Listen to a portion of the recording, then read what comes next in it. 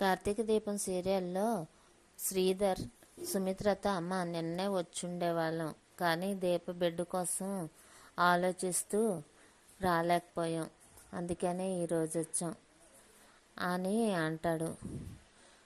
అవునన్నయ్య, ఇద్దరు తల్లుల కోరిక ఎంత బలమైందో, అందుకనే నేను బతికేశాను. చూసావా, నేను ఏది చూడకుండానే నా కూతురు పెళ్ళి కోసం నేను ఎన్నో ఆశలు పెట్టుకున్నాను. జ్యోత్స్న నా పెళ్ళి నేను దగ్గరుండి చూసుకోవాలని ఎంతో బలంగా కోరుకున్నాను. అందుకనేమో నేను బ్రతికేశాను. అలాగే నీ కొడుకు పిల్లని చూడాలని నువ్వు అనుకున్నావు, అందుకనే ఆ బిడ్డ కూడా బ్రతికేసింది. రెండు ప్రాణాలు కూడా బ్రతికేశాము.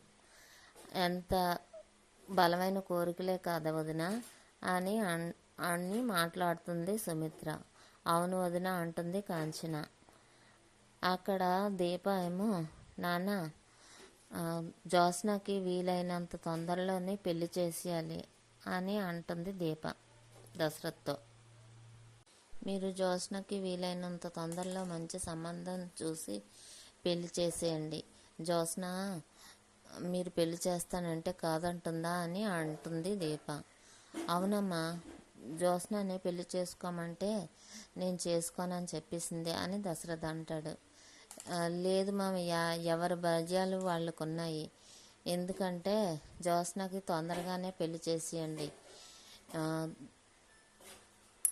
ఇక్కడ జ్యోత్స్న పెళ్లి కోసం అత్త నిద్రపోవట్లేదు, అక్కడ రాత్రులు దీప పడుకోవట్లేదు అని అంటాడు కార్తీక్. ఎందుకమ్మా అనేసి అంటాడు దశరథ. అదే మీకు ఏమవుతుందా అని చెప్పేసి, జ్యోత్స్న మిమ్మల్ని ఏం చేస్తుందా అని చెప్పేసి నిద్రపోవట్లేదు అని అంటాడు కార్తీక్. నన్నేం చేస్తుందిరా జ్యోత్స్న అంటే అని దశరథ అంటే, లేదు మావయ్య, వీలైనంత తొందరలోనే పెళ్ళి మాత్రం చేసేయాలి. మీకు జ్యోత్స్న చేసింది మోసం ఏమీ మీకు అర్థం కావట్లేదా? మీకు ఎంత చేసిన జ్యోత్స్న మీద కోపం ఏమీ రావట్లేదా అని అడుగుతాడు కార్తీక్ దశరథని. అప్పుడు దశరథ్ అంటాడు, ఏరా పెంచిన ప్రేమ గొప్పదా కన్న ప్రేమ గొప్పదా? ఈ రెండిట్లో ఏ ప్రేమ గొప్పది నువ్వే చెప్పు అని అంటాడు దశరథ.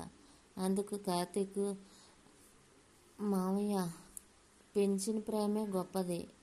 ఎందుకంటే శౌర్యకి బాగోలేనప్పుడు, శౌర్యకి ఆపరేషన్ అని తెలిసినప్పుడు నా ప్రాణం ఎలా విలవిలలాడిపోయిందో నాకు తెలుసు. నేను చచ్చిపోయినా సరే నా కూతుర్ని బ్రతికించాలనుకున్నాను. అత్తకి నా కూతురు ప్రాణం ఇచ్చైనా సరే అతన్ని రక్షించుకోవాలనుకున్నాను. కానీ శౌర్య పెంచుకున్న కూతురైనా కూడా తనకి బాగోలేదనేసరికి నా ప్రాణం విలవిల్లాడిపోయింది.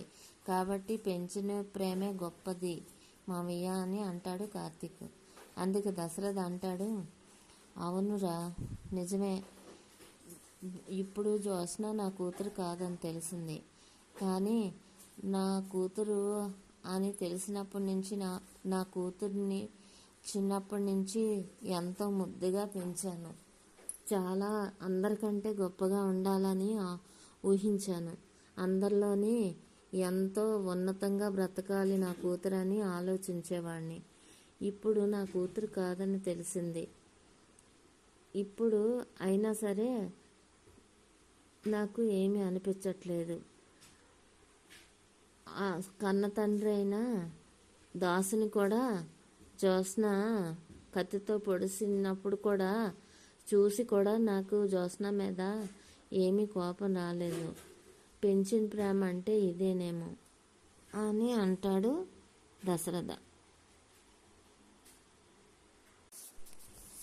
జ్యోత్స్న మంచి కూతురు కాకపోవచ్చు, కానీ నేను మంచి తండ్రిని, అందుకనే జ్యోత్స్నని అంత అపురూపంగా పెంచుకున్నాను. జ్యోత్స్న చేసిన పనులు చూస్తే కోపం వస్తుంది, కానీ జ్యోత్స్న మొహం చూడగానే నాకు ఎంతో ప్రేమ కలుగుతుంది. నేను మారలేదు, కానీ తనే మారింది అని అంటాడు దశరథ. లేదు మామయ్య, జ్యోత్స్న మారలేదు, జ్యోత్స్నని మార్చింది అని అంటాడు కార్తీక్. ఎవరు మార్చారా అని అంటాడు దశరథ. పిన్ని మార్చిందా అని అంటాడు. కాదు మామయ్య, తన స్థానం. స్థానం ఏంట్రా అంటాడు దశరథ. అదే ఈ ఇంటికి జ్యోత్స్న స్థానం ఏంటంటే ఈ ఇంటికి వారసురాలు. అలాంటి వారసురాలు తను ఎక్కడ కాకుండా పోతుందా అని భయం పట్టుకొని ఇదంతా చేస్తుంది. అందుకే ఒక ప్రమాదకరమైన మనిషిగా మారిపోయింది. కానీ తన తల్లిని కాపాడడానికే సిద్ధపడింది కదా, లేదంటే ఆపరేషన్ థియేటర్లోకి వచ్చేదే కాదు అని దశరథ అంటాడు. అవును మామయ్య, తనే అసలైన కూతురని నమ్మింది కాబట్టి ఆపరేషన్ థియేటర్లోకి వచ్చింది. తనే మీ కన్న కూతురని అనుకున్న వరకు పర్వాలేదు. మనం ఆడిస్తున్న నాటకం కానీ బయటపడి కానీ తన కూతురు కాదని కానీ తనకు తెలిసిపోయిందంటే మీకు కంపల్సరిగా అపాయం తలపెడుతుంది జ్యోత్స్న అని కార్తీక్ అంటాడు.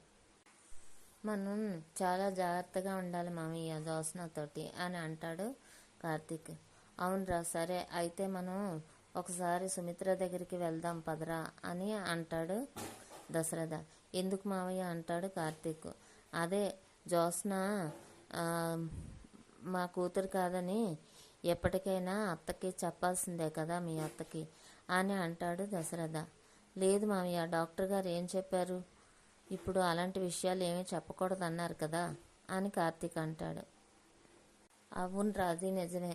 మనందరం కలిసి నిజాన్ని తట్టుకోవడానికి సుమిత్రని సిద్ధం చేయాలి. అందుకే మనం ప్రయత్నాలు మొదలు పెట్టాలి అని అంటాడు దశరథ. సరే మామయ్య, పదండి అత్త దగ్గరికి వెళ్దాం అంటాడు కార్తీక్. సరే కార్తీక్, నువ్వే అత్తతో మాట్లాడాలి అని అంటాడు దశరథ. సరే మామయ్య అంటాడు కార్తీక్. సుమిత్ర దగ్గరికి వెళ్తారు. వెళ్ళిన తర్వాత ఊరుకోండి మామయ్య, మీరు అన్నీ ఇలాగే చెప్తారు అని అంటాడు కార్తీక్. ఏమైందిరా అని అడుగుతుంది సుమిత్ర. ఏం కాదు అత్తయ్య, డాక్టర్ గారిని ఇక్కడికి ఎందుకు రమ్మన్నారు, టెస్టులు చేయించడానికి రమ్మన్నానని చెప్పారా? కానీ డాక్టర్ గారు ఏం చెప్పారు, మీ అత్తకి ఏమీ లేదు, అంతా బాగానే ఉంది, అసలు టెన్షన్ పడాల్సిన పనే లేదు, పూర్తి ఆరోగ్యంగా ఉందని చెప్పారా లేదా అని అంటాడు కార్తీక్. అవునరా, మీ మామయ్య అలా భయపడుతుంటాడు అని సుమిత్ర అంటుంది. దీపా రా కూర్చో, బిడ్డ క్షేమంగా ఉన్నాడని వదిన చెప్పింది. నాకు చాలా సంతోషం అనిపించింది. నువ్వు కార్తీక్ పిల్ల పాపలతో ఎప్పుడూ సంతోషంగా ఉండాలి అని సుమిత్ర అంటుంది. ఏమత్తా, మేమైనా సుఖంగా ఉండాలి, మీరుండ్రా హ్యాపీగానా, మీరు కూడా సంతోషంగా ఉండాలి కదా అని అంటాడు కార్తీక్. అవునరా, కానీ అది జ్యోత్స్న పెళ్ళి జరిగితేనే కానీ నేను సంతోషంగా ఉండలేనురా.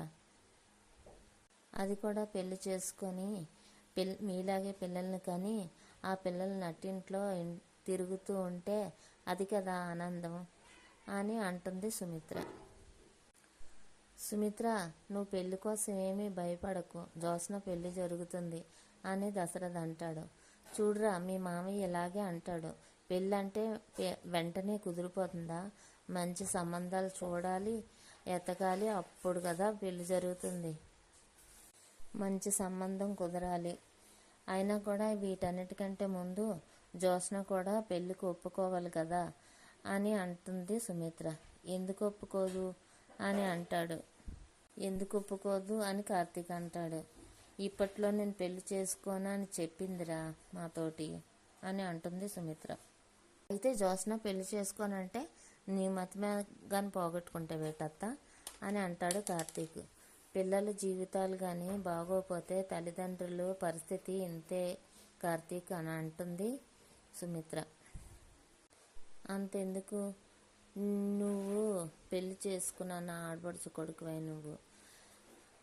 ఇప్పుడు దీప కడుపుతో ఉంది, రేపు ఎప్పుడో పిల్లలు పుడతారు, ఒక ఉయ్యాలు ఊగుతుంది. ఇంట్లో నట్టింట్లో ఎంతో సరదాగా కేరింతలు పిల్లలవి వినిపిస్తూ ఉంటాయి.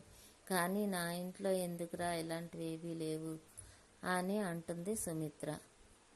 అయితే మీరేమో తొందరగా పెళ్లి చేసేసుకున్నారని చిన్న వయసులోనే, ఇప్పుడు పిల్లలు కూడా అలాగే చేసుకోవాలని అనుకుంటే ఎలాగత్తా అనేసి అంటాడు కార్తీక్. అది కాదురా, ఎప్పుడు జరగాల్సింది అప్పుడే జరగాలి. అసలే ఇప్పుడు రోజులు బాగోలేవు, ఎప్పుడు ఎవరం ఎలా ఉంటామో చెప్పలేము అని అంటుంది సుమిత్ర. జ్యోత్స్న పెళ్ళికి ఒప్పుకొని జ్యోత్స్న మెడలో 3 ముళ్ళు పడే వరకు నాకు మనశ్శాంతి ఉండదురా. మీరు ఉండమన్నట్టు నేను ఉండలేనురా అని సుమిత్ర అంటుంది. డాక్టర్ గారి మాటలు దశరథకి గుర్తొచ్చి సుమిత్రని ఎప్పుడూ మంచి సంతోషమైన వార్తలు మాత్రమే చెప్పాలి అని అన్న మాటలు గుర్తు తెచ్చుకొని, సుమిత్ర, నేను జ్యోత్స్నని పెళ్ళికి ఒప్పిస్తాను, అందుకు నువ్వు నాకు సపోర్ట్గా ఉంటావా అని అడుగుతాడు దశరథ. జ్యోత్స్నని పెళ్ళికి ఒప్పించుకొని మీరు ఏది చెప్తే నేను అదే చేస్తాను అని అంటుంది సుమిత్ర.